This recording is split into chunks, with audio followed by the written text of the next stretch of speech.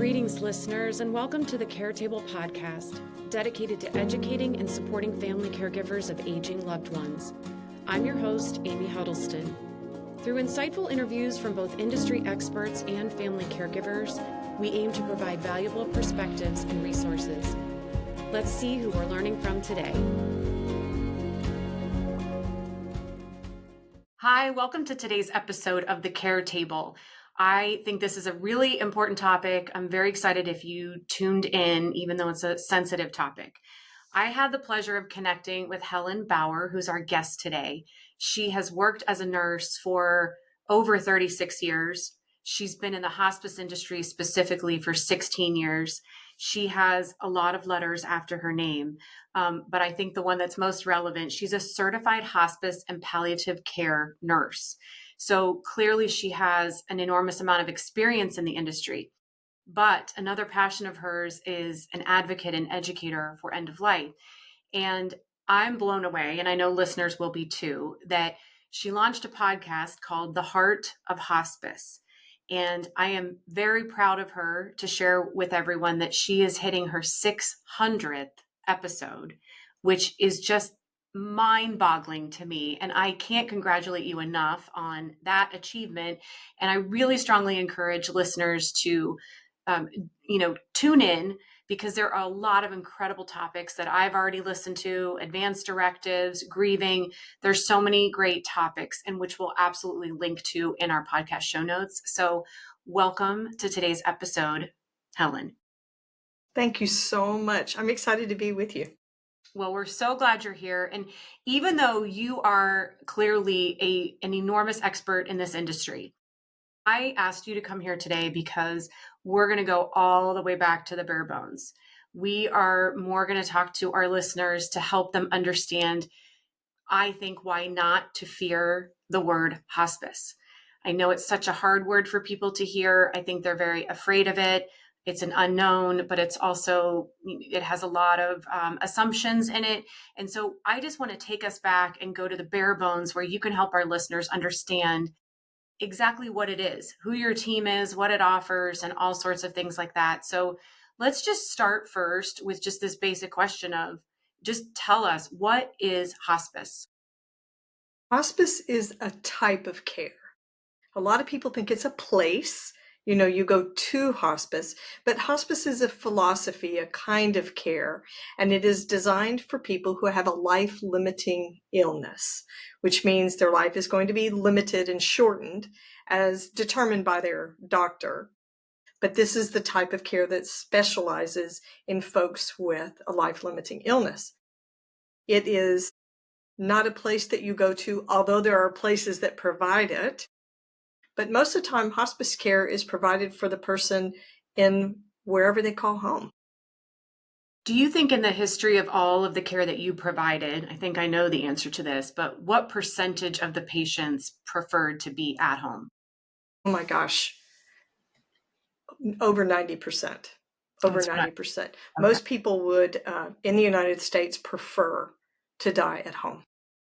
And why do you think that the other 10%, I'm just curious, as you said, there are places you can go that provide that hospice care. So you could leave your home, you go to, let's say, a facility or a floor on a hospital that is specifically hospice. Why do you think in those cases those people chose to do that? That's a really intimate and personal decision for a person. I have known patients who don't want to die in their own home, patients who don't trust their caregiving system, or they don't think that their primary caregiver could handle that intensity of a death event in the home. I've also seen patients that didn't want to die where their spouse or their loved ones were going to continue living on after the death. They didn't want to have that memory associated with the home. There are various reasons. Some people want to die by themselves. For some people, death is considered a very private or very solitary event.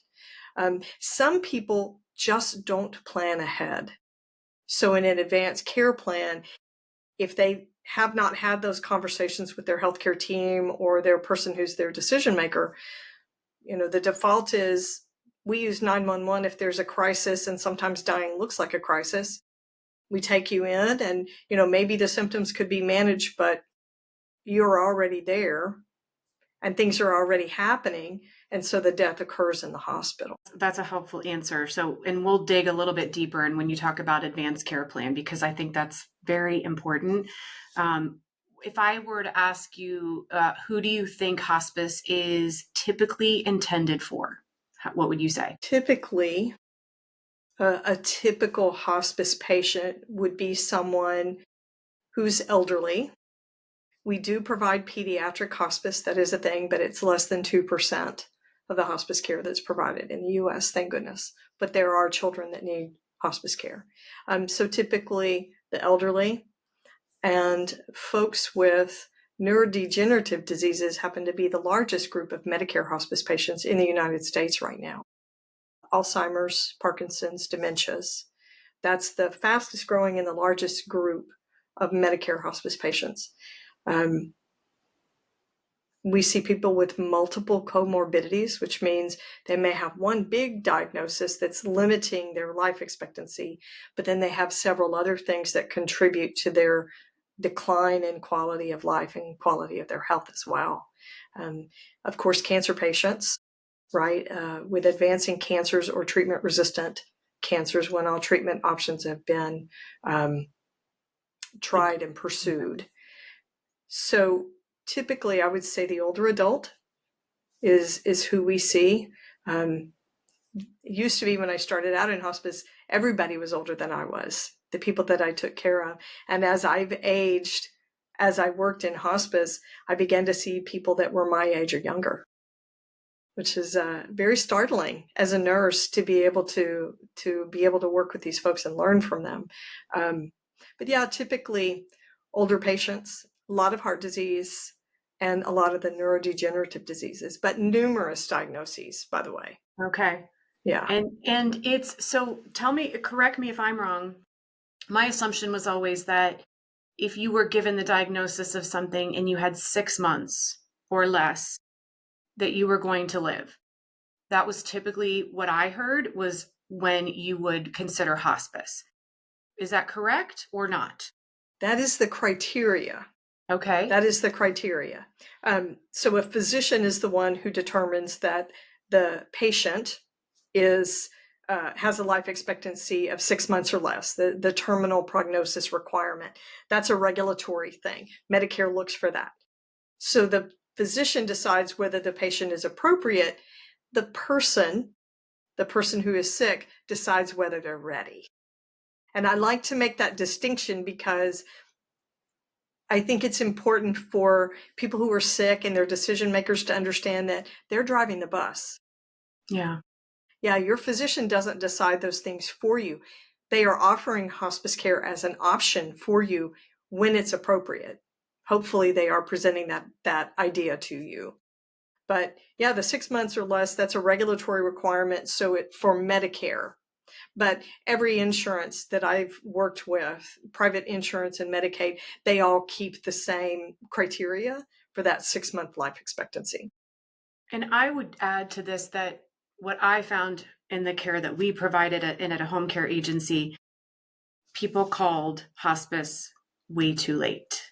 Yes. And I know it's a difficult word. I know it's not something that they want to face, but I would say, I think that's something I'd really like our listeners to understand is that you can get such a benefit from the service if you would be open to it. And the other thing I would add is, which I'm sure you have seen too, we saw people graduate from hospice. We saw people that signed up for it, had their condition, and they actually got better. And they basically got kicked out of hospice and, they went on to live a little longer and enjoy their life. And then when it was time, they contacted them again. So I'm assuming you have seen similar situations. Yes. Yes. I don't use the word graduate, and I will tell you why. When you are a caregiver and you have been receiving these services and this support, it does not feel like any sort of honor for that support to be taken away. So yeah, you beat the rap. You no longer meet criteria, and there are reasons that patients do that. Their caregiving system gets stabilized, their medications get stabilized, they've got consistent care coming to see them, and they have the support that they need, and then they plateau, and sometimes they do get better, and they no longer meet criteria, which is fantastic, right? That's great. You no longer have a life expectancy of 6 months or less. However, we're going to remove the nurse, the social worker, and the chaplain and the aide that have been coming out to make home visits. Your volunteer's not going to come see you anymore. You have to have a new physician because our hospice physician isn't going to follow you anymore. But yeah, lots of people get removed from hospice care because they no longer meet the criteria. And that's a Medicare criteria that you're referencing. True. Okay. True. Okay, just to clarify. So I never looked at it the way you just said, which is so true, that you have had this support system and you've had this team, and it's got to be such mixed emotions to say I'm happy that I don't need them, but I'm also really have become reliant on this team of support for Yes. both the person receiving the care and the caregiver. So I can see that would be a large adjustment.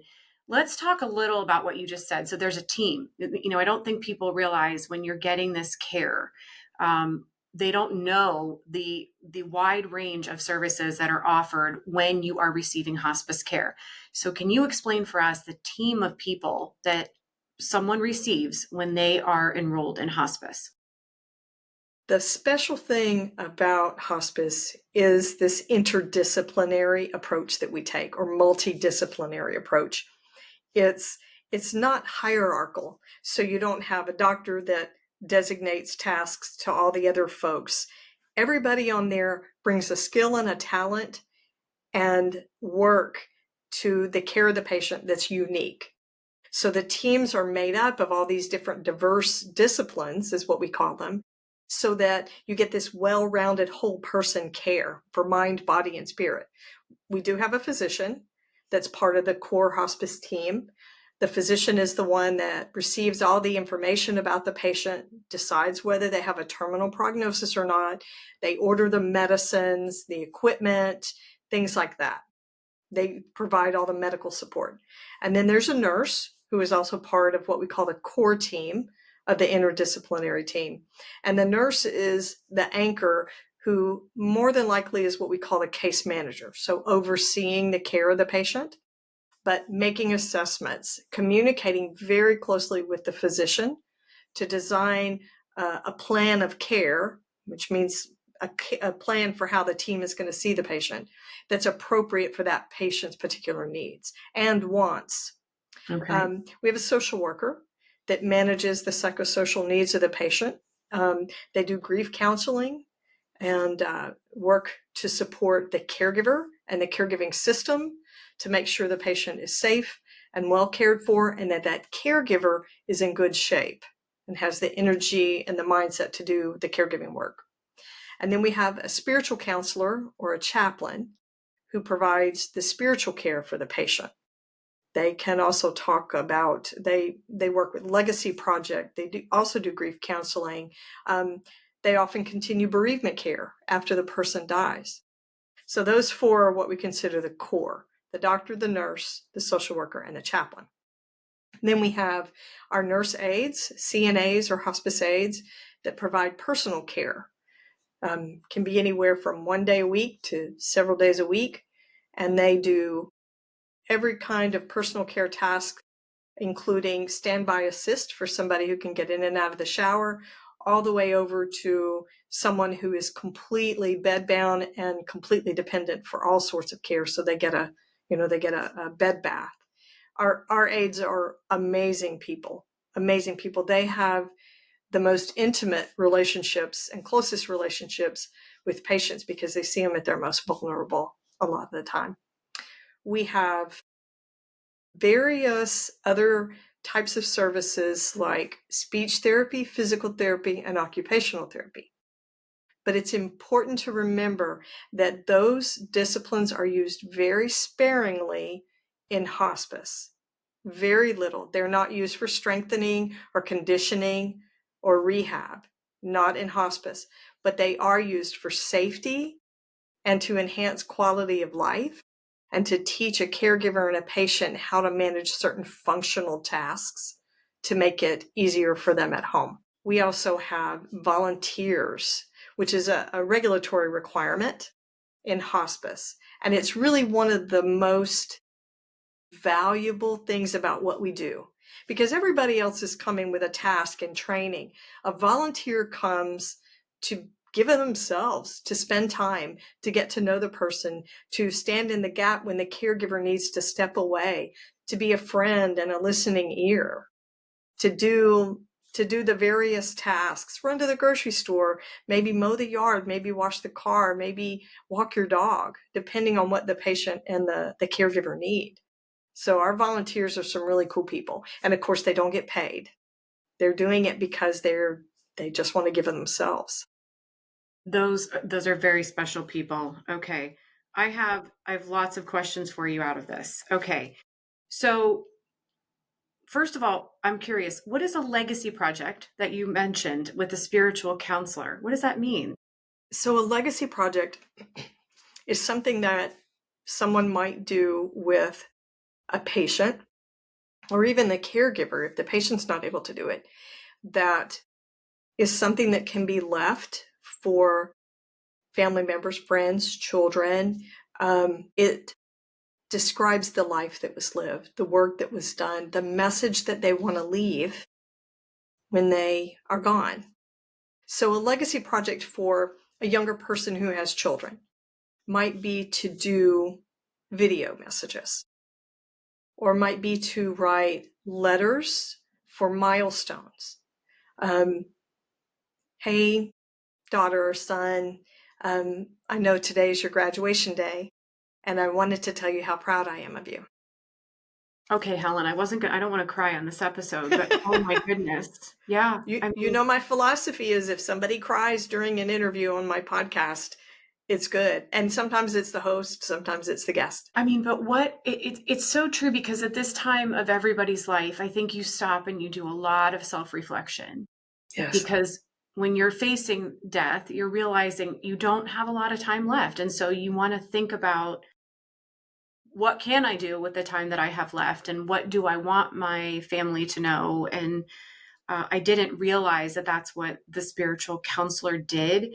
And I would like you to explain too, you and I have had a conversation and another time about this, but I think it's really helpful to help people understand that if you are given a spiritual counselor, which is often referred to as a chaplain also on the hospice team, help people understand that that doesn't mean that they are only a Christian counselor.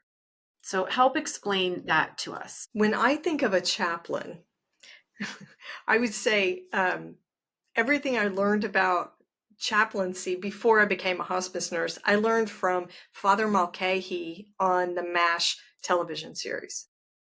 My. So if you ever watched MASH, Mm-hmm. Father Mulcahy was a chaplain in the Army, and he happened to be a Catholic priest.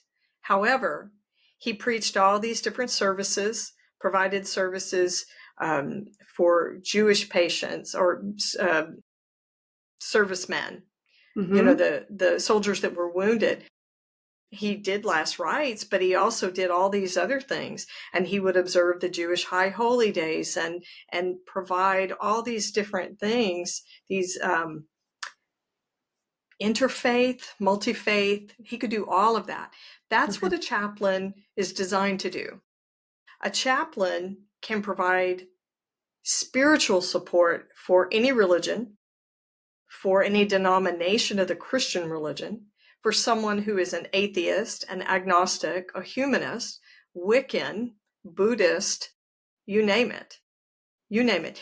Their job is never to try to convert or persuade someone who's dying or the caregiver to any sort of belief or religion. They can answer questions, but we meet patients where they are. It's not a time for us to try to save people. That's not our goal, and that is definitely not our role. Chaplains are often one of the most refused disciplines on the Yeah. hospice team because people either don't know what they do or they've had a bad experience with a chaplain who had this type of conversion behavior. Well, what you just shared, I think, is very insightful to help people understand that the chaplain will actually meet you where you are. That's an enormous message so that you can. I agree with you. We saw so many people refuse them. And I thought, why would you not just want someone to talk to? I mean, wherever you are in your journey or your life or your faith, or just have someone to sit and have a conversation with. Because again, this is a very scary time. There's a lot of there's it's obviously you have a lot of fear. I mean, a lot of people have this fear of dying, and if you get a more of a team like this, that you've got your nurse and you've got your chaplain and you've got your social worker and your aide is coming to see you, it's giving this team of people that are going to help this be as peaceful as possible. So I love that you just shared that, because I think that that's something that people do not understand. So that's a big message. Um, I'm also surprised, something you just taught me. So, my understanding of hospice care was that you are at a point where you say, I'm no longer going to get treatment. So, if I have cancer, I'm no longer going to get chemo. I'm basically just saying I've understood that I've exhausted all options, and now I just want to be kept comfortable, manage my symptoms. But what surprised me is that you shared you could still get speech therapy, occupational therapy, and physical therapy, but not in a way that it's meant to make you stronger. So it's meant, you're saying, to just enhance your quality of life. So give me an example of that. So let's take physical therapy as an example. A caregiver is now having to transfer their person on and off a bed, and their person can only help in a very limited way. So the decision is made between the physician and the nurse and the social worker that they need a Hoyer lift, which is a special type of lift using a sling that you put the patient in and you can move them from place to place. Well, it takes some knowledge of body mechanics, some knowledge of the equipment to be able to safely move a person using a Hoyer lift, right? And Hoyer lifts are not something you commonly see in the home. We use them in the hospitals and facilities.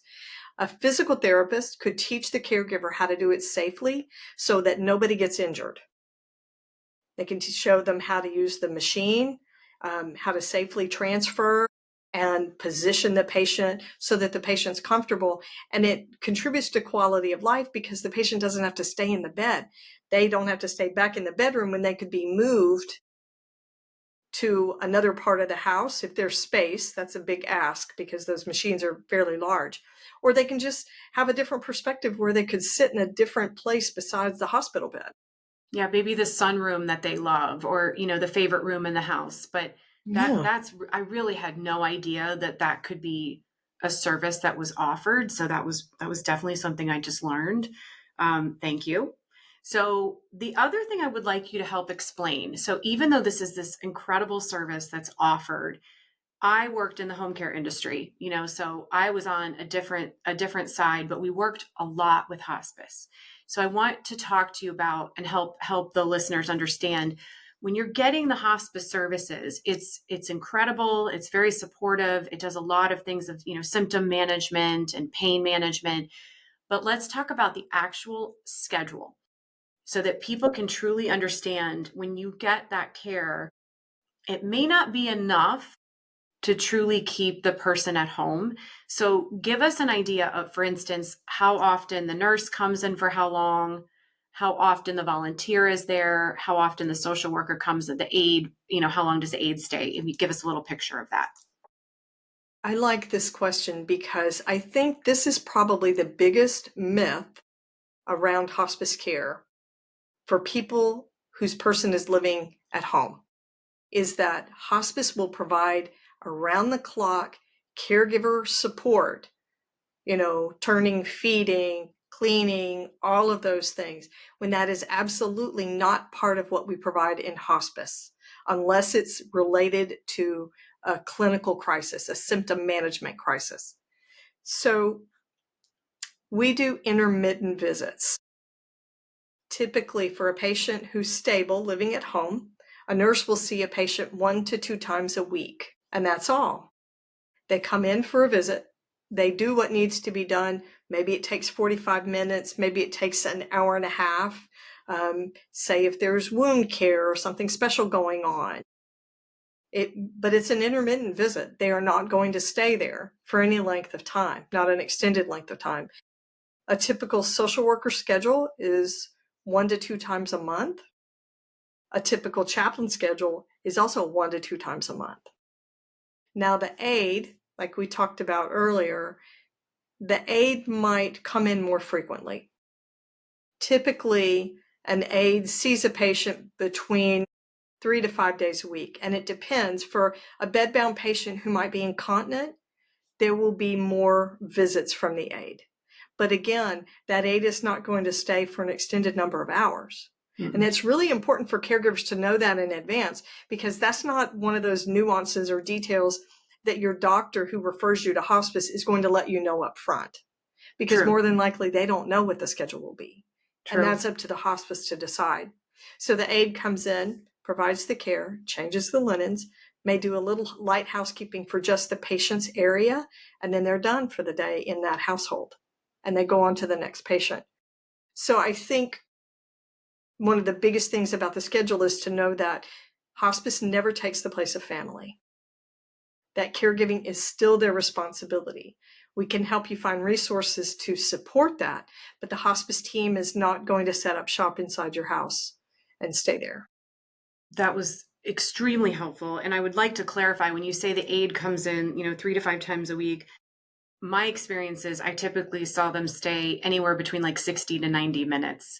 It's not 8 hours, just to help clarify that. So if we're looking at this situation and we're saying, I've now put my person into hospice care, and I'm so glad I'm going to have this help, but I'm actually going to put my calendar out and I'm going to look at my Sunday through Saturday, and I'm going to say, if I were to guesstimate, even with my hospice team, with my nurse coming in maybe 1 to 2 times a week for 45 to 90 minutes, my aide's going to come in and help bathe my person, change the sheets on the bed, do a load of laundry, and out the door. I still have a lot of hours in that week that I'm by myself caring for this person. Just like you said too, typically as they progress, they become bedbound. You want to work on, repositioning them every couple of hours so that their skin doesn't break down. There's medication that you're administering. You're swabbing their mouth, you're keeping them hydrated. There's all sorts of things that are involved in that care. So what did you typically recommend when you look at this service that's offered and you've got a family that says, the spouse is like, I can't do this by myself? I say home care. I would assume that's what you would answer to supplement the hospice services. Yes. Now, when you say home care, you're talking about out-of-pocket paid services. Correct. So this is where your hospice social worker gets involved.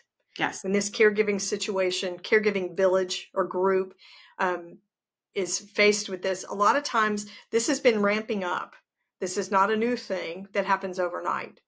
Because if something acute happens, say mom has a stroke or dad has a catastrophic heart attack, they're in the hospital for this. So the caregiving around the clock is situated. It's already being provided by the hospital. But when the person's at home, a lot of times this is, it's gotten worse and worse. The tasks have gotten more cumbersome, taking more time, etc. We do recommend having additional paid help if you can do it.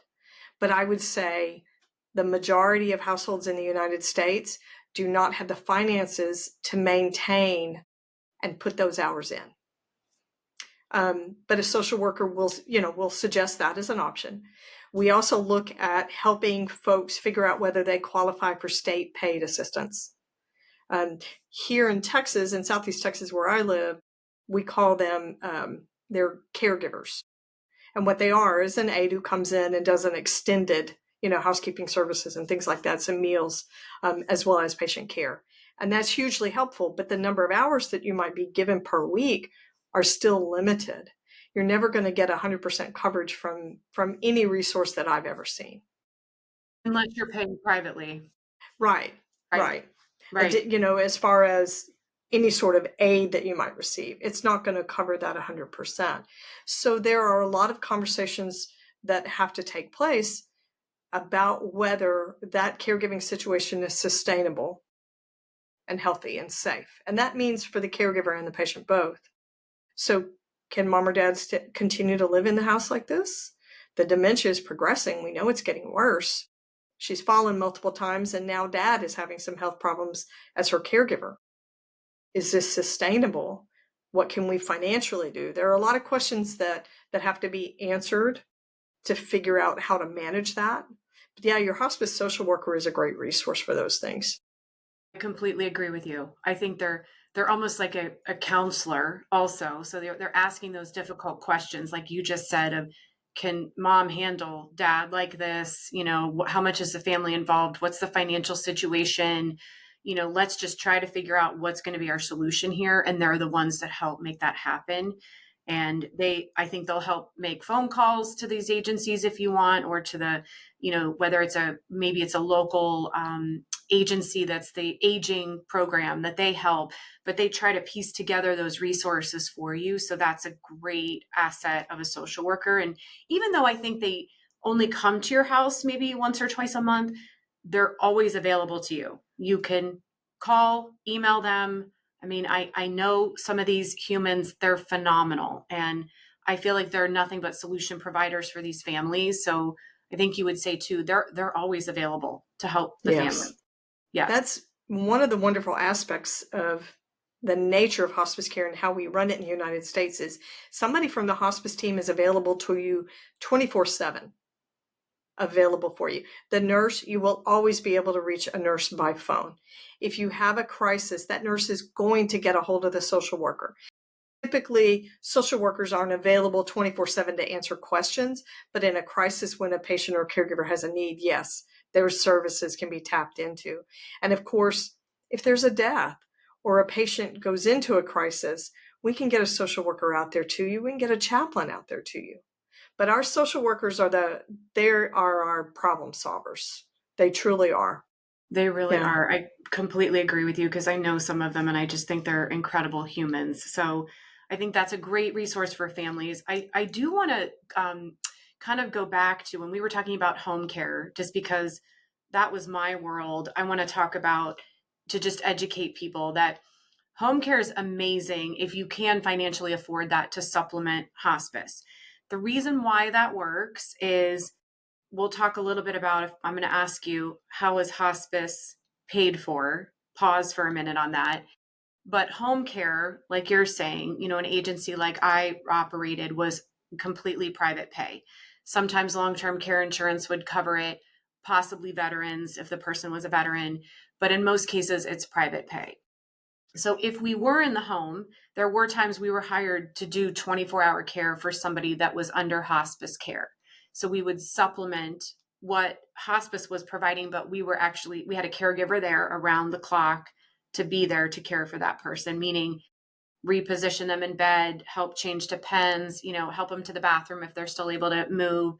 But what I really want to clarify that I think was always a little bit of a sticky point, and I think you and I had talked about this before. Every state has this law, and I want families to understand that we're going to talk about administering medication for a minute. So when you're under hospice care, a big part of that is you are managing the pain and the symptoms. And that means you really want to stick with your regular medication schedule. And in doing that, there were oftentimes we would start with a client where that client could still administer his or her own medication. They could put the pills in their mouth, they could swallow, and they were managing that. As people progressed, they were not able to do that anymore. And what I would really like everybody to understand is even though home care is incredible and they provide a lot of wonderful services, a caregiver from a home care agency cannot administer medication.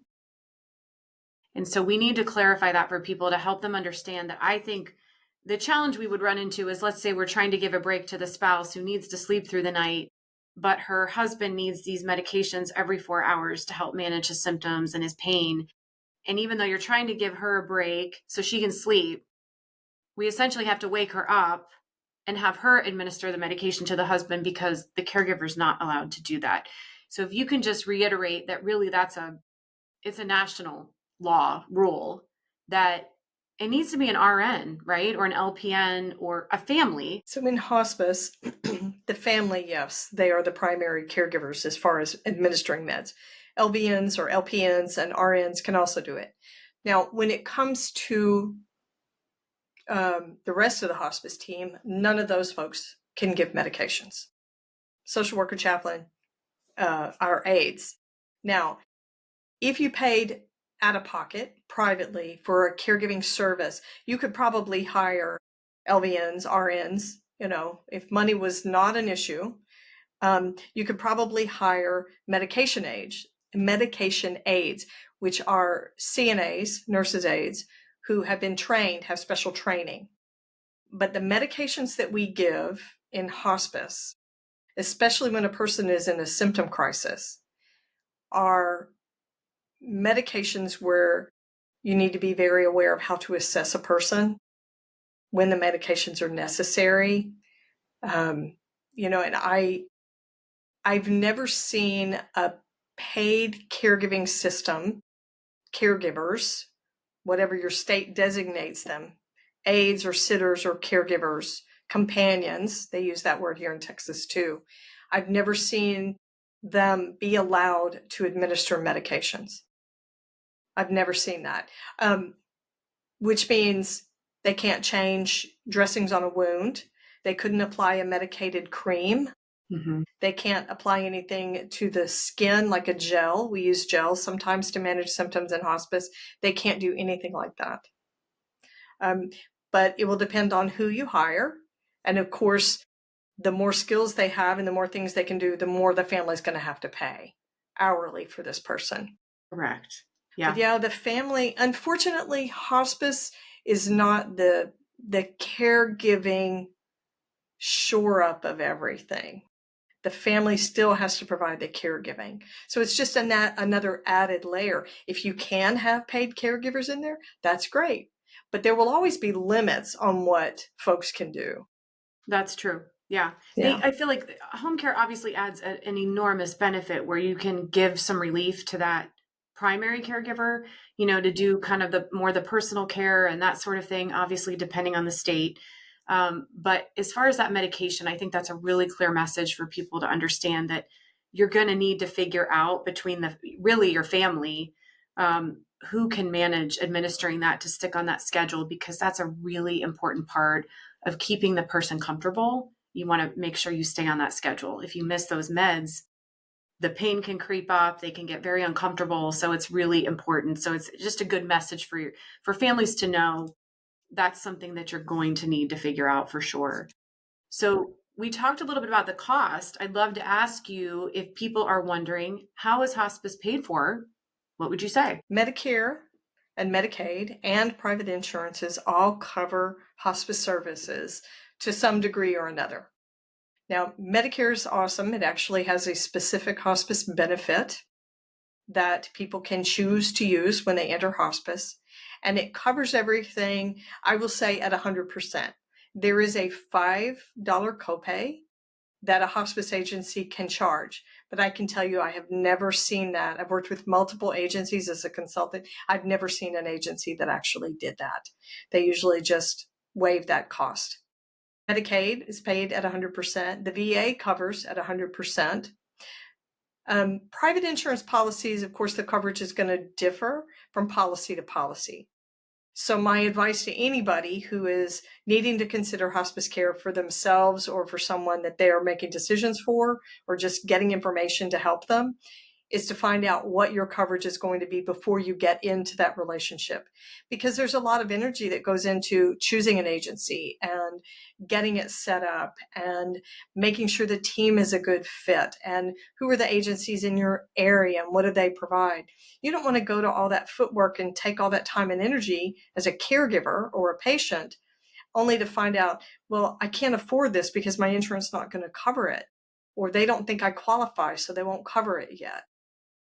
That's true. So do the Yeah. research. But in most of the cases, I'd say when you're dealing with the older population, Medicare and Medicaid and VA are covering it 100% and they don't pay a Yes. dollar, which is Yes. phenomenal. If I said to you, okay, Helen, I need to find a hospice agency for my person, how do I do that? I would tell you first, go look at the Medicare's website. Medicare CMS has a website called Care Compare. You can go in and you can find hospice agencies by searching either for the name of a hospice or by your zip code or your state or your city. And there are agencies listed there. Now, you should always take that information with a little bit of grain of salt, a little grain of salt, because it's not quite comprehensive enough to really do the job. The information on Care Compare can be up to 2 years old, which is not helpful because reason being, so the reviews that you see there on Care Compare for an agency are generated by a survey, satisfaction survey that the family fills out after the person dies. So if that information is 2 years old or a year old, it's very likely that the staff that provided the care 2 years ago is no longer even working at that hospice agency. Because of the nature of our industry, staff turnover is very quick. So it helps you find agencies. It'll let you know where they provide care and about what their census is, how many patients that they take care of. It'll provide the family satisfaction surveys, the results of that. Okay.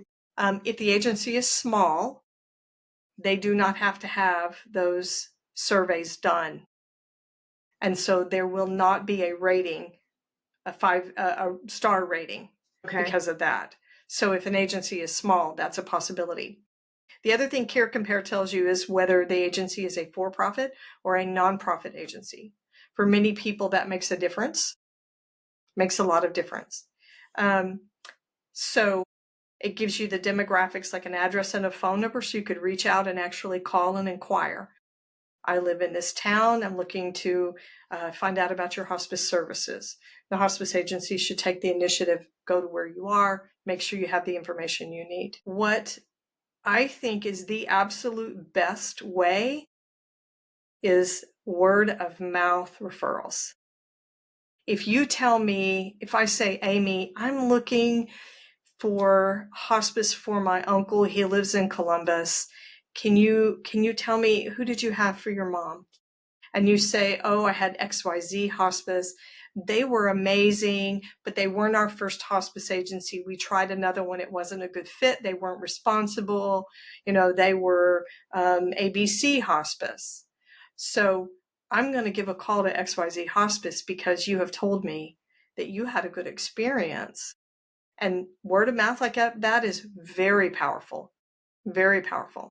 I couldn't agree more with you. I think that's the best way to do it. And I think you get some, I mean, you're getting direct feedback from people that have actually used something, but I feel like just asking around is highly recommended. That's exactly what I would tell people to do first, even before trying the Care Compare, because especially if you're telling me it's could be 2 years old of data, the staff could be turned over. You're kind of like, ooh, I like your suggestion of just ask around. You'd be very surprised the feedback that you could get from people on, and I hear mixed things like you said. Sometimes in our area, I would hear some great feedback on certain agencies and not so great feedback on others. So you knew here's who I would recommend to families because they all have had a good experience.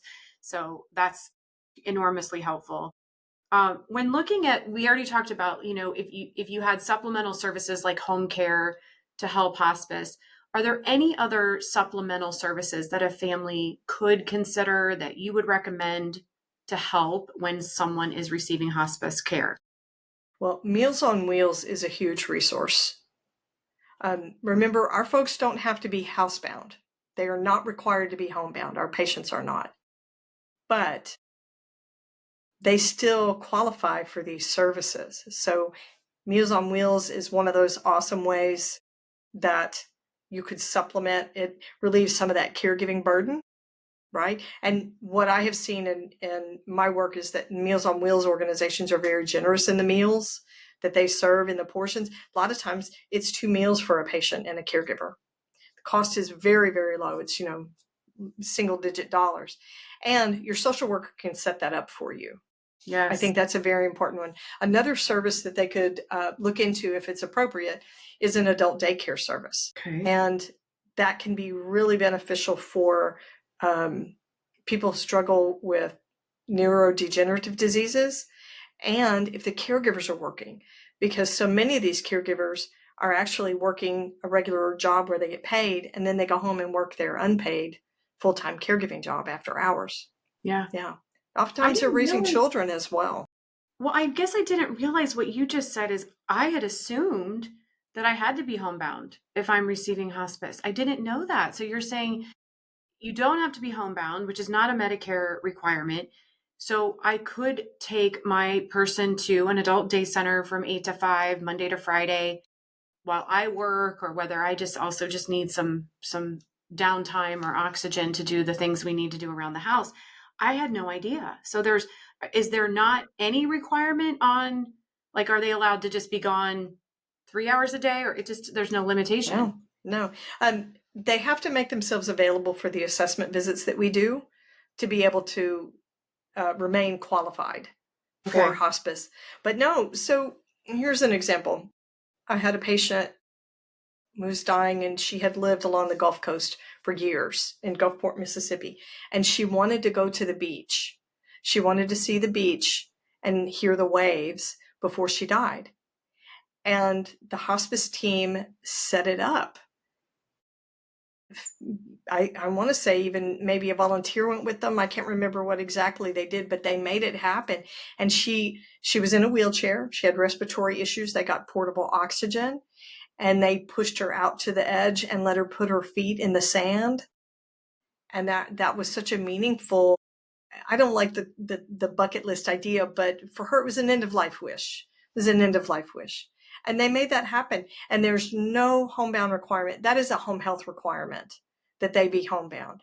That does not apply to our hospice patients. You can go to the beauty parlor. You can go play bingo if that's what means quality of life and you can tolerate it. You can attend any sort of faith organization. Um, your synagogue, your mosque, whatever is accessible to you that has meaning for you. But yeah, there's no requirement to be homebound. I had no idea. So thank you for teaching me that, because that was an assumption that I had that was incorrect. So that's a huge thing that I think people should understand is even if you're signing up for this care, you're acknowledging, that you probably do have something terminal. You still can keep living your life while receiving these services. I mean, that is just, I think that's a great, great lesson for us to learn. I want to shift gears a little bit and go into the word of palliative care, which I think many people have not heard of. They don't understand what that is. And I want you to would you please define that for us? What is palliative care? Well, palliative care is confusing. That's what palliative care is. Good to So know. in the whole big history of medical specialties, palliative care is the new kid on the block. It's only been around 20 years, so we still haven't Okay. figured out. For one thing, we don't have a designated palliative care benefit from the federal government the way we do hospice. So the payment is a little bit different. It's a little uncertain, but palliative care is, put as simply as I can get it, comfort care and symptom management and support that's provided while a person is still seeking curative treatment. So all of hospice contains palliative care because it's comfort care and symptom management, but not all palliative care is hospice. If you're still seeking treatment, you can't be on hospice care. But palliative care allows you to do that, and it also offers this additional support. It is an interdisciplinary team style support, and it can be accessed or initiated wherever you are in your disease process. It doesn't have to be end stage. You can have a chronic disease. You can have had a major injury or illness where you're debilitated and you need support. You can have palliative care then. So give me an They, example of that. Like give me a certain condition and tell me what my treatment is that I'm doing and why I'm receiving mm, palliative care. okay. So a woman who is receiving treatment for ovarian cancer. Okay. Ovarian cancer. Her family's tired. She's experiencing side effects. They may be feeling financially squeezed, which is very common. Medical debt is very real here in the United States. And that family is grieving, they're scared, maybe they're not particularly healthcare literate. So they're struggling, or maybe English isn't their first language. And so they're struggling to understand all the jargon and the medical terms that the healthcare team is spitting out. So, and the patient's also having pain and symptom management issues. If you call in a palliative care specialist, palliative care team, they can help to sort of translate the medical jargon and get answers and act as advocates. They help with symptom management to manage pain or vomiting or ascites, whatever an ovarian cancer patient might be dealing with, side effects of chemo, things like that. They also support the family, whoever the person says their family is, their close people. And they look at having conversations around advanced care planning to suss out what's important to you in this situation. What do you want to be able to do right now? Who matters most to you? Who needs the support? They have all of that kind of care. It's very holistic, whole person. It's just not for an end stage prognosis. Okay, do I get the same team of the RN, the social worker, the chaplain, the aide, the volunteers under palliative care? It looks more like the core team only. Okay. Physician, nurse, social worker, and chaplain. They do not have the other disciplines. And some programs may not have all four of those, but definitely the physician and the nurse. Okay. And I would like to clarify, I think when you tell me that, that means I'm going to have a little bit less visits from people. So, because I'm not going to have the aide coming in to help me with bathing. But I might just get the RN that's stopping in like once a month, maybe twice a month. I think that's based, I have never worked with a palliative care program. I Okay. think that's based on the acuity of the patient and what the benefits Okay. are. Okay. So you can have facility-based palliative care. So your palliative care team would see you in the hospital. And then there is also community-based palliative care where they come out to see you wherever you live. However, I would caution your listeners that there is not a lot of community-based palliative care programs out there. There are not. So if you get outside of the city, if you live in an area that there's not a lot of service from different companies, even hospices like this, especially rural areas, there may not be a community-based palliative care program that will come out and see you. Well, that's interesting. Okay. So I knew of one in our area that was, they were a hospice agency and palliative care. Yes. So are you telling me that is not common? I can't say whether it's common or not. I will tell you that every hospice agency does not have a palliative care section. That's good to clarify. Right. That Okay. that is just for the palliative care specialty. They're all practicing palliative care as a philosophy as part of what they do for hospice, but they don't all have a special designated palliative care team. And how would you answer for me that what's the primary difference, would you say, between hospice and palliative care? It's seeking that treatment, So seeking I'm still treatment. getting treatment. So I'm still going to get my chemo or I'm still getting Right. something versus under hospice care, I've stopped doing any kind of treatment. Right. You've progressed to where that's not effective or not the best option anymore. Okay. And I mean, you clarified for me. I guess I just wasn't, I didn't realize that it's, I didn't know it was really so new. But I mean, although 20 years doesn't sound that new to me, where I'm thinking Medicare still hasn't figured out like the billing code and all of that after 20 years, but okay. Right. So it's still relatively a new service, but it's something that if I'm looking for, would I just Google palliative care near me? What's the best way to do that? Yes, that's actually the best way to do it. I hate to say Okay. that, but you can also ask for a palliative care referral. Okay. If you're, say, you're the example that we used, you're a cancer patient, you've been seeing your oncologist, ask them for a palliative care referral. They will know the palliative care specialties. If it's a larger palliative care medical community, a larger oncological medical care community, like we have MD Anderson here in Houston, in the Houston area, they will have palliative care specialists on staff. And more than likely, they will offer it to you before you ask. But Okay. this is what I know about our healthcare system. Patients and caregivers have to be advocates for their own care. People may assume, oh, you're not ready for this mentally, emotionally, spiritually, psychologically. No, don't let them think for you. You be the advocate. You ask. And if they say, oh, we're not ready for that yet, what that indicates is they think palliative care is also end of life care. And that happens. A lot of people, even the people who work in healthcare, do not understand the nature of palliative care. And it's not, is what you're saying. It's not end of life care. You're just trying to manage symptoms and keep someone comfortable who's still seeking treatment for a condition they have. So Right. I And don't know support why the you wouldn't. caregiving system. Yeah, why wouldn't you take advantage of that? I think something you just said too just reminded me when you said you be the advocate. I think it's, you can't like a doctor should never assume that they know how their patient feels and what their patient wants. And I referenced in another episode. I don't know if you've ever read the book Being Mortal, but Yes. it's such a good book. I highly recommend it.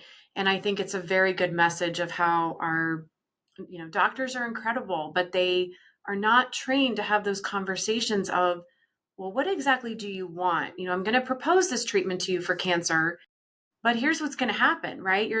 All your hair is going to fall out. You're going to be exhausted. You're going to be nauseous. And this is how long it's going to last. Are you okay with that? Versus just saying, here's your treatment and here's what we're going to do. So I think having that conversation of exactly, are you good with this? Or do you want to consider some services like palliative or hospice care?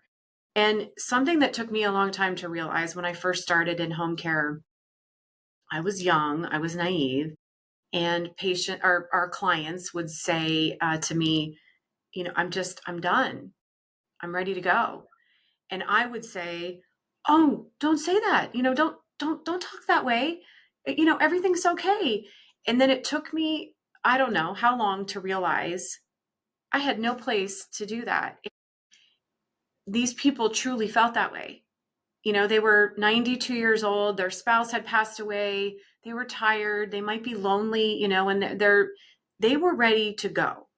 And I started to learn, you have to respect when someone says that to you.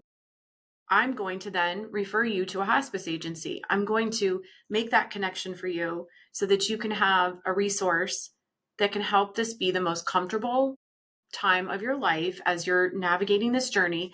And it was such an eye-opening thing for me. So I'm curious on your end, when you were in nursing for so long, why did you go into the hospice route? I would like to say that I have a story that was inspiring, Florence Nightingale, that sort of thing, called to service. Mine was really much more practical. I had been a stay-at-home mom with my kids. And when they were old enough, I was ready to go back to work.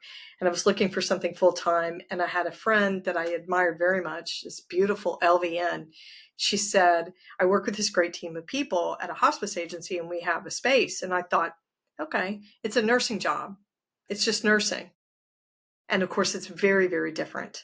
Very, very different.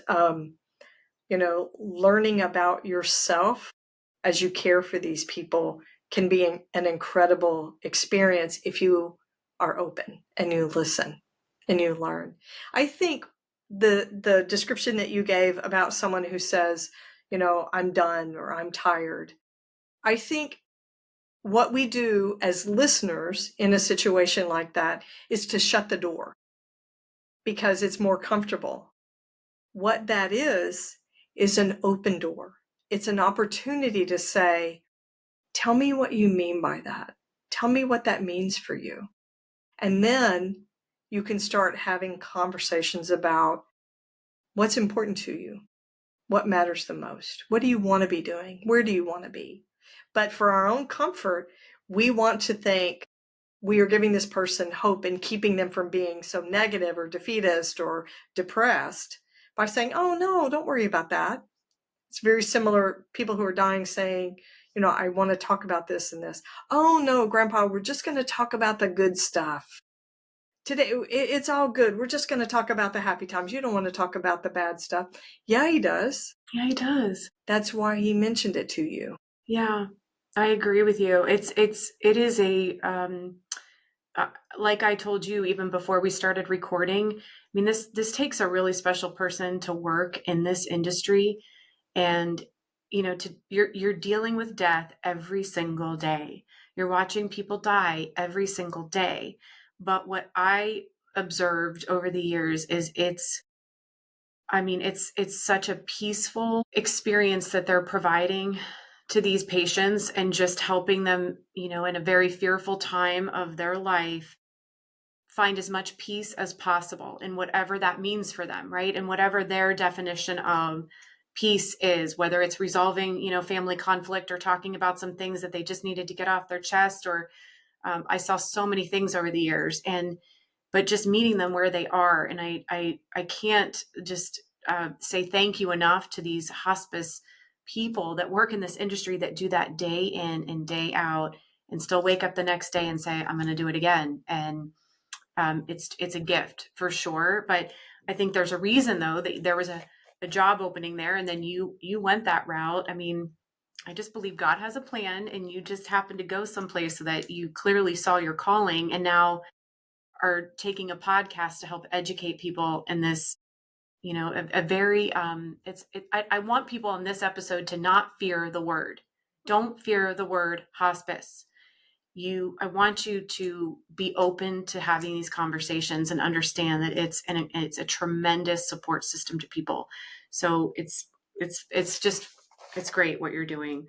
Let me go back to my questions. Sorry, I'm like looking at all my questions thinking we've had some great conversations already on this topic. Is there anything, as far as we talked about, just the eligibility requirements on hospice versus palliative care? It sounds to me like the best advice we can give people is to really just talk to your doctor, because your doctor is the one that can make that referral for you. They can help initiate that. And as far as eligibility requirements, do you feel like that's the doctor's the best one that can help you with that? I think the hospice agency is probably better equipped Okay. to decide, because the hospice physician is going to decide whether the person, he sort of has the final say as to whether the person's appropriate to be on hospice care. If you wait for a physician to talk to you about hospice, that referral may come too late. Physicians don't get training on death and dying. Many of them are unfamiliar with hospice. I've had patients come on and say, well, the reason we're on hospice care is because, my dad needed more visits from an aide for bathing. And there was an assumption that hospice would do that. So their primary physician made a referral, when of course that wasn't the case. Or they were anticipating that there would be caregiving hours that were put into the home because of hospice. Again, not the case. But the really great thing about hospice is you don't have to have a referral from anybody to talk to a hospice agency to get information. Well, that's good to know. It doesn't have to be a doctor's order for you to talk to them. All you have to do, Amy, you could call somebody, you could call ABC Hospice today and say, I need to get a hospice information for my brother who lives in Columbus, Ohio, etc. He's got COPD. Go. They will start talking to you. They will send somebody out to you. They will have a conversation with your brother if he can make his own decisions. If it looks like it needs to move forward and it's legitimate need, The hospice agency will talk to the primary physician.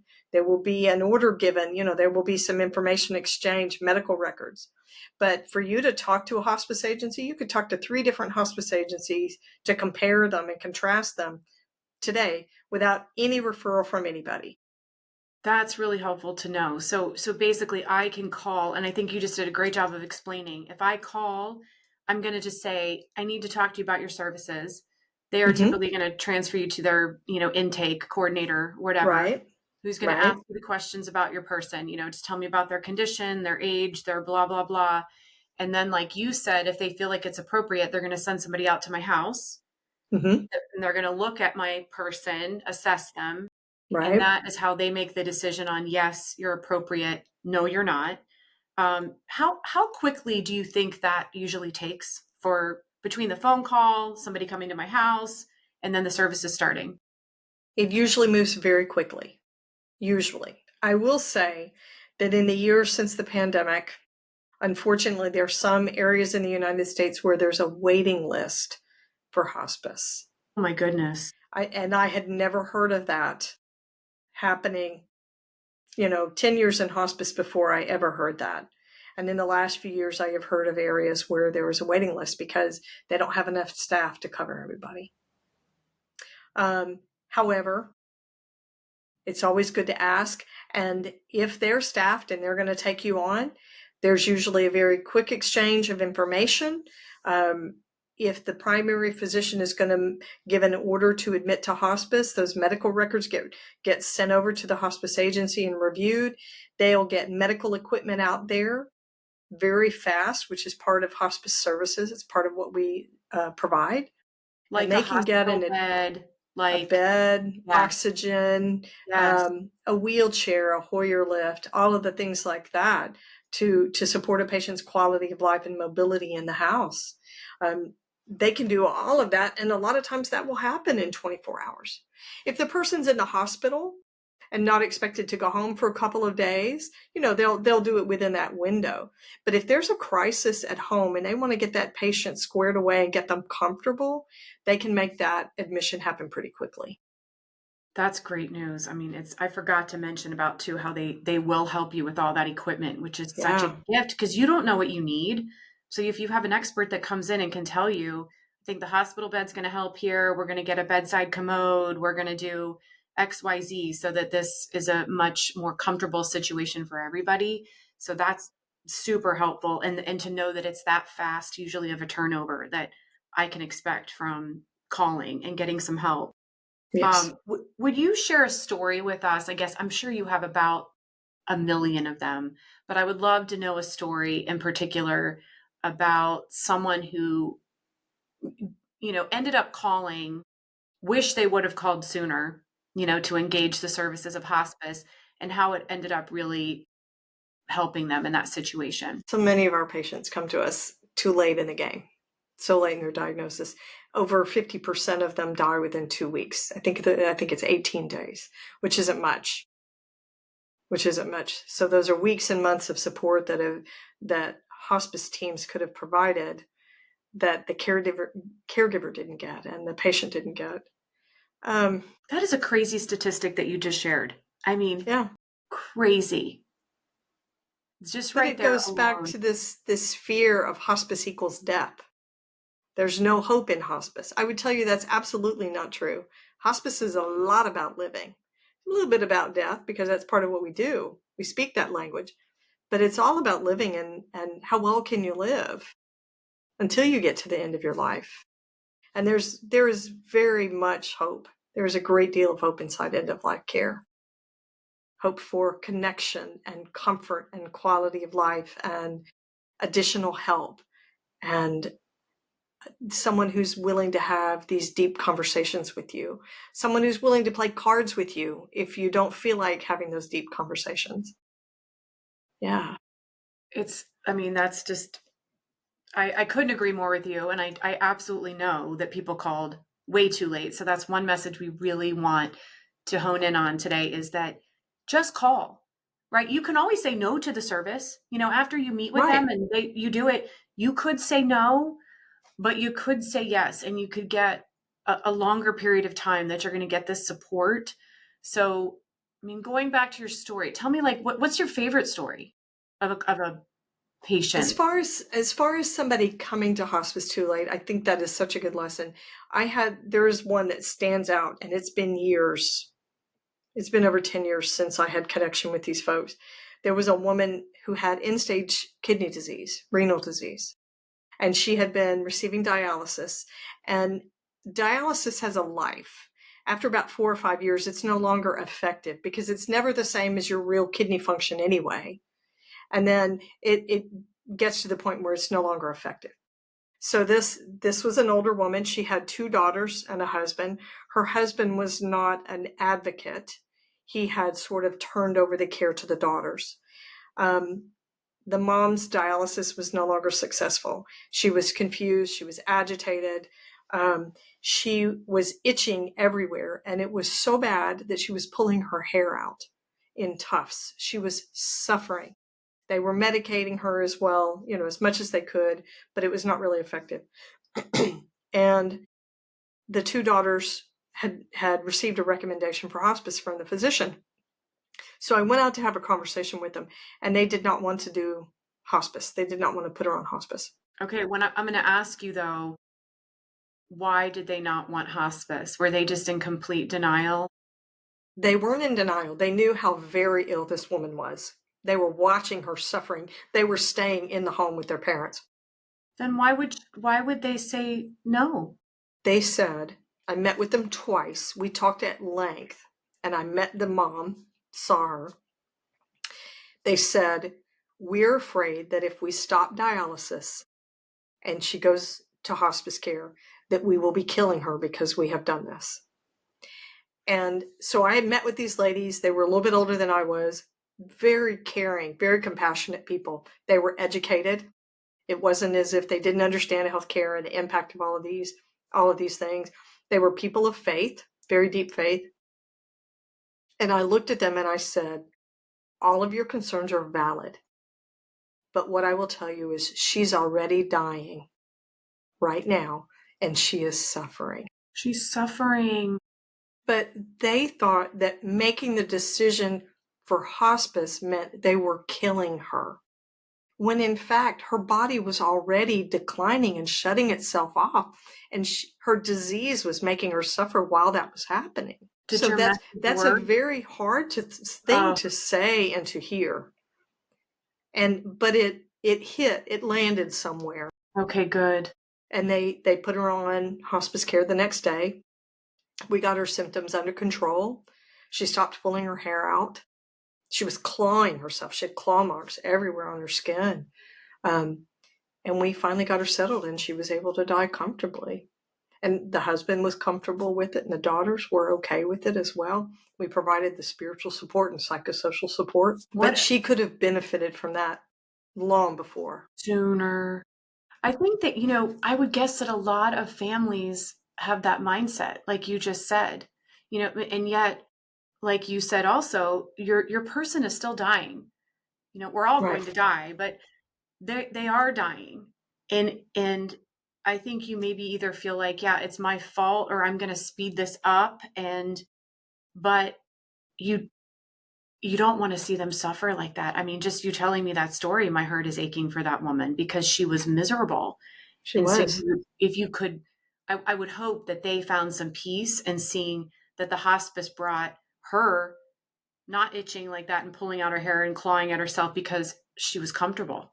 Her symptoms were finally being managed. And so I'm so happy that you convinced them. I mean, but obviously that story stuck with you, as I'm sure many others have.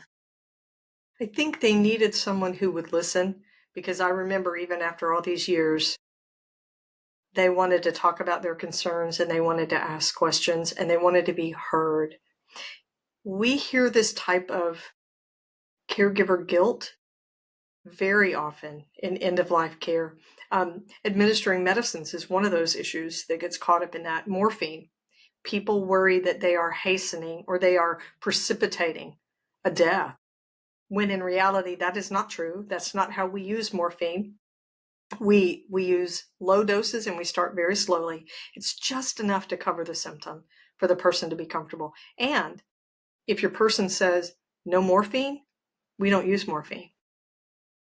If you don't need it, we don't give it.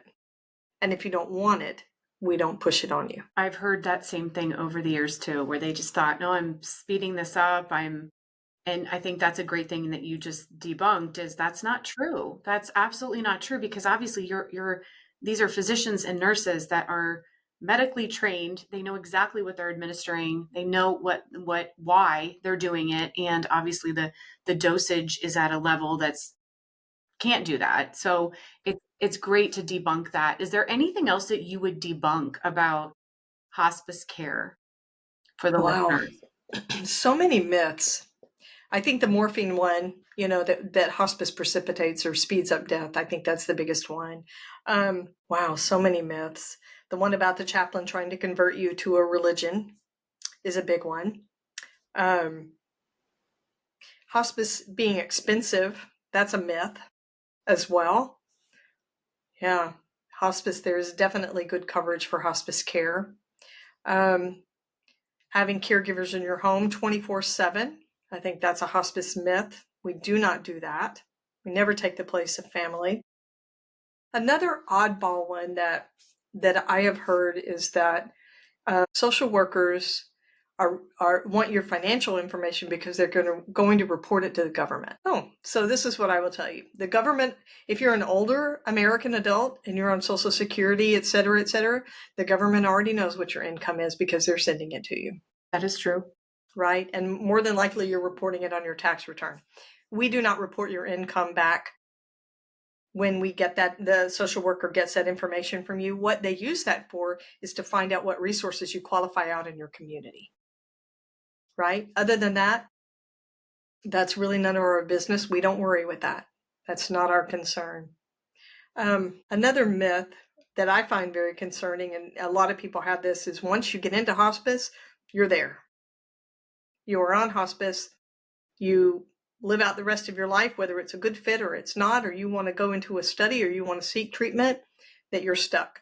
That is not true.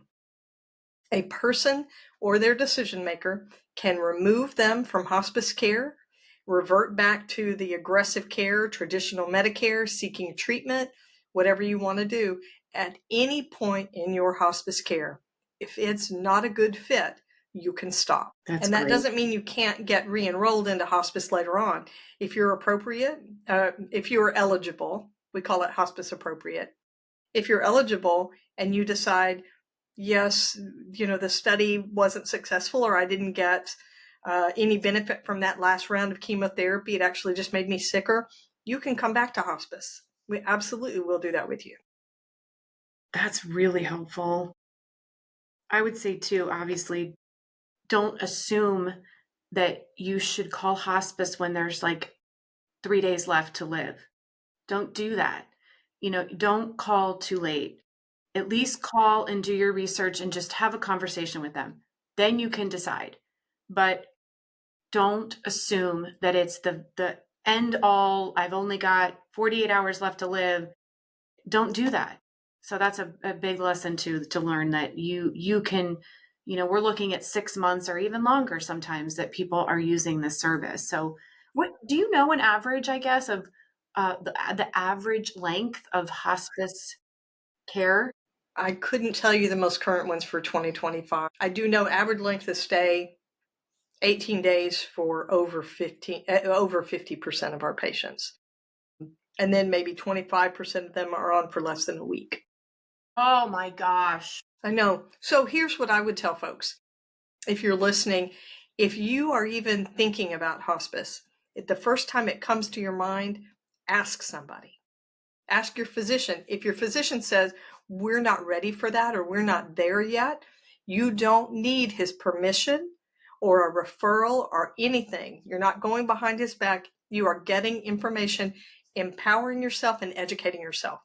So say you don't decide to do hospice for another year and a half. That's fine. You have educated yourself. That's just another tool in your tool belt. Too, what I would recommend is there's a lot of times I've told friends that have called me about their, parent or whatever. I've strongly encouraged them to look at a palliative care and hospice agency. So when they were both Yes. combined, I felt like you're dipping your toe in it, where if you say, I'm going to sign them up for the palliative care because I just want to get those symptoms under control. They're still going to get their treatment, but they have that relationship already with the agency. And I feel like that agency is going to be very helpful. And when the time is right to have that conversation about hospice, but I think that's a wonderful resource. If you have one in your area that provides both, consider looking for that, consider having that conversation, and just start with the palliative care. I think that's And a great idea. Yeah, yeah, they understand, they speak the language, they know what decline looks like when a yes, patient's status begins to change, when the disease becomes worse. They will be the ones who could look at you and say, I think you're getting close to the time for needing hospice. And they would not wait until the very last couple of days. right. I mean, we have got to, I'm on a mission with you to change that statistic of 25% that you said are less than, what did you say? How many days of care? I think it's less than a week. No, we're going to change that. Okay. No, I'm like that. I like your devotion there. I'm like, because I just know everything you just shared. Why would I not want that team? Why would I not want that support? It's already going to be hard enough to do this. And again, like we had said, it's not like it's, you know, 30 hours a week of care. I think people get so hesitant of, I don't want somebody in my house. I don't know them. I get it, but I think hospice is tremendous in knowing you're actually not getting a lot of hours of care, but you're getting tremendous support and resources. So for, a little bit of disruption in your house, as far as if you're really against, I don't want these strangers in my house, I don't want somebody coming in here and helping me. It's a minimal amount, but yet has a very big value to it. Yeah, So it has a huge impact. I huge. understand the not wanting people to invade your personal space, because think about it, most people have gotten all the way through their lives. If they're an older person, they've had surgeries or they've had injuries, they've been in rehab, treatments, etc. None of their healthcare providers have ever set foot in their own home. It's very weird, and it's very exposing and vulnerable. Right. Yes, for them to see where you live, whether it's clean or whether it's a poverty-stricken area that you live in. Um, you know, you're also exposing your family dynamics, which for a lot of people can be dysfunctional. And that's a lot. I can understand why people are hesitant to let healthcare providers into that. But we're still going to work to change that statistic, because Yeah. that's just not, that's too many people that are calling too late. So I would just say this was phenomenal. And I feel like we have lots of other conversations I'd like to have with you at some point, just about the emotional side of what the caregivers are going through and the grief and what happens after their person passes away. So Yes. if you're open to it, I'd love to have another conversation with you. I would love to do it. I'm telling you, you're just an angel for the work that you're doing. And before we wrap up, I also want to share. So not only do we want to encourage people to check out the Heart of Hospice podcast, you will find, I mean, I couldn't believe all the topics that you've covered. And it is very, very insightful. So if you are entering that hospice world, be sure to check out that podcast, because Helen has provided wonderful people that she's interviewed, and just very, very helpful information. So uh, that's a plug for you there. And I also want to ask you about the services that you offer, that I know it's Hospice Navigation Services. Yes. So tell us just about that service.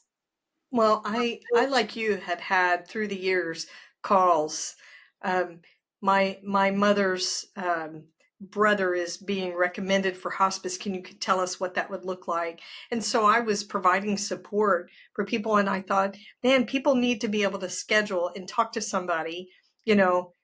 Have a sorry. People need to be able to connect with somebody who's knowledgeable, who's not connected to a hospice agency, So there's no marketing involved, and there's no pressure involved one way or the other. But to get information they can use so they have a better end-of-life experience with hospice care. So I started the Hospice Navigation Services. People can connect either by phone or by video call. Okay. And so it doesn't matter where you are in the United States. I can talk to you. Because I don't work for a hospice agency, the information I provide is unbiased.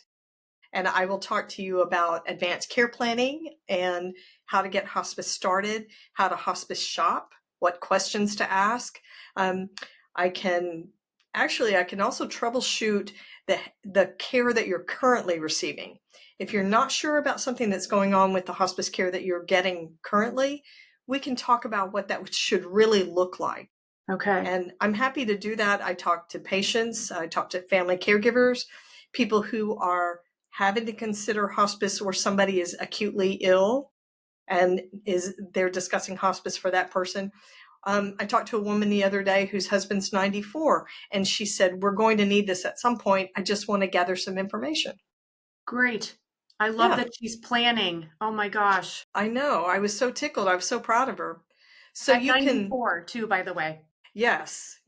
They were both fairly elderly, and she was the one in better health. And she said, I just want to be equipped to do this. Smart lady. Yes, I was so tickled. What's the website for that, for Hospice Navigation Services? It's theheartofhospice.com or hospicenavigation.com. Either one of those will take you to the right place. Okay. I will be sure to put those on the podcast show notes so that people know that that's a resource available to them. And I would love to have you back because you have just been a wealth of information for us. And I know that people are going to learn a lot from this. And I hope that we'll continue our goal that we are going to change that statistic. We're going to get people to call not when it's a week left. You're going to call much sooner and just get this team in place. So I just appreciate you, and I really enjoyed this, and I'm hoping that we'll get to do this again sometime soon. Me too. Thank you so much for having me on the show. Thanks, Helen. That's a wrap for today's episode of The Care Table. Thank you so much for joining me. If you found this information helpful, would you like, subscribe, write a review, or share this episode with someone that you feel could benefit from hearing this information? I'd sure appreciate it. If you learned of anything during this podcast as far as books, resources, or products that you might think are helpful, be sure to check out the podcast show notes for links to access that information. A friendly reminder that this is not medical or legal advice. This is just information. Consult a professional for your own personal situation. I ask that God would bless you with the wisdom, the courage, and the strength that you need as you're navigating this caregiving journey. And I want to remind you, you are not alone. I appreciate you joining us today. And until next time, stay strong. And I hope to see you at the Care Table.